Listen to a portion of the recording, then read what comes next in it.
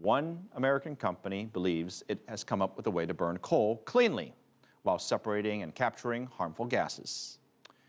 Our man Sean Callebs takes a look at Southern Company's coal-burning plant, which is under construction in the U.S. state of Mississippi. Someone added it all up. There are some 950,000 feet of pipe at the new Kemper coal utility plant under construction in rural Mississippi. The first time I came here, this was a cow pasture. What you see behind us here was a pine forest. But the Southern Company's Kemper plant is unlike any other coal-burning power plant in the world. Rather than spew so-called greenhouse gases into the atmosphere, the Kemper plant transforms coal into a gas. The carbon dioxide is separated, captured, and then pumped into a pipe underground. Bruce Harrington is the assistant plant manager here. Half the world's coal reserve is low-rank coal. If you're going to have to use coal as a power source, which I think you're going to have to do for now, this technology is the cleanest technology on the planet. Officials with the Kemper site say the coal-burning utility plant is revolutionary, and in terms of reducing carbon emissions blamed on global warming, say it could be a game changer. This site is capable of removing about 65% of carbon emissions from entering the atmosphere. The technology is attracting attention from China, India, and many other nations from around the world. The Southern Company, the energy behemoth building the Kemper plant, posted a video on YouTube showing United Nations officials praising the site. This is an example that maybe also using coal in the future is possible. If the carbon capturing and storage technology works, the Southern Company hopes to lease the technology to countries such as China. And why not? Just think what clean burning coal could do for Beijing's polluted skies. But construction is years behind schedule and coping with a massive cost overrun. Originally, it was supposed to cost $2.2 billion and be fully operational by now. The cost has ballooned to at least $6.1 billion, and the plant is at least 18 months from being up and running. Our bill in January was $250. This year, our bill was $330. The Kemper plant will only provide power to 187,000 citizens, people like Gulfport, Mississippi businessman John Hands, who have seen utility bills balloon. They keep saying it's only going to go up 18%, but my bill here has gone up about 30% already, and they haven't even put this thing into effect. He points out a natural gas plant would have been significantly cheaper to build and maintain. Both Hands and Louis Skrmetta, another local businessman, see this massive endeavor ending poorly for the plant, citizens, and Mississippi's business climate. I quite frankly think that it's going to be a disaster in the end, and I hate to feel that way about it, but how else can you feel at this point?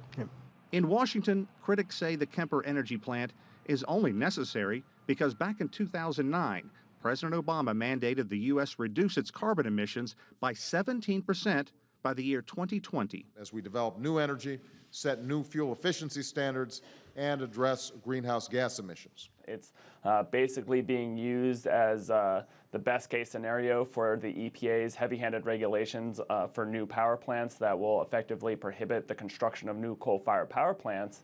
And it's obviously not economically feasible yet. It is the first carbon catching and storage plant built on this scale.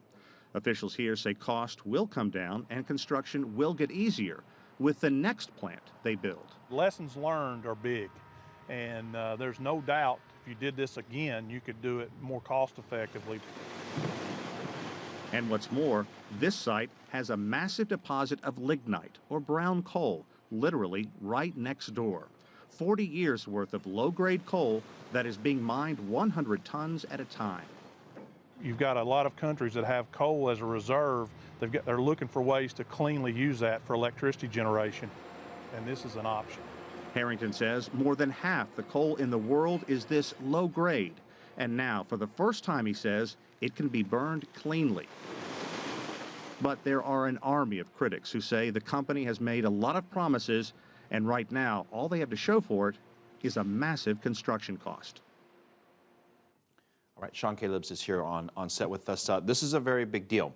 We love having you here because you always bring back something from some of these big stories. You've got something on the set, so what do we got here? Yeah, this was a fascinating story. This is some of the lignite, the kind of coal that is going to be burned at the Kemper facility in northeastern Mississippi. Just take a look at it if you can. This is characterized, it's a soft brown coal. It comes from a peat area, a bog, and basically where that plant is. This is heavy, by the way. This is quite heavy. It's heavy. It's also damp, and that's really what characterizes this kind of coal. It's difficult to burn, doesn't burn with a great deal of energy, and per kilowatt, it burns much more filthy than anthracite or bituminous. Well, this is the problem.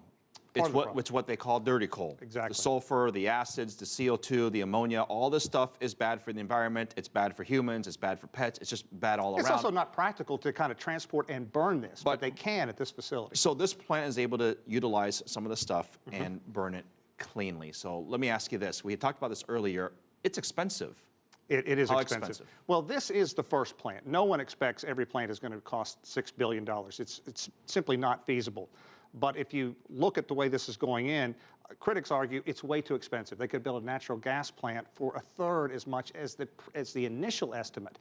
And the final bill for this thing is going to be, the energy is going to cost more than nuclear energy. So this is really crazy expensive at this point.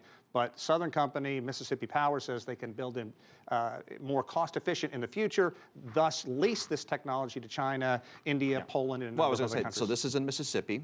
You're insinuating it potentially could be working in China or India or any other place around the world. Has there been much traction in getting interest? Yes, there has been a lot of interest, people coming to tour the plant. And we have a graphic up right now showing you the state of Mississippi. There you see the Kemper facility, basically about halfway down on the Alabama border. Now, what happens when they do capture this carbon dioxide, it's then pumped into a pipeline, and it goes throughout the southern part of the state where there are a lot of oil fields, and this CO2 then is pumped into wells that simply aren't producing much more, and it's called enhanced oil recovery. The CO2 pushes the oil closer to the surface, they're able to get it. That could make it much more cost efficient in the future. So they're able to kind of reuse all the byproducts that come out of this process. Yeah, the big question is, do you want to use fossil fuels to get more fossil fuels if you're trying to make the climate better? But that's an argument for another day. It's a complicated question. Sean Callebs, thank you very much. We always talk about the cost of this stuff, but there's always the cost of not doing anything at all.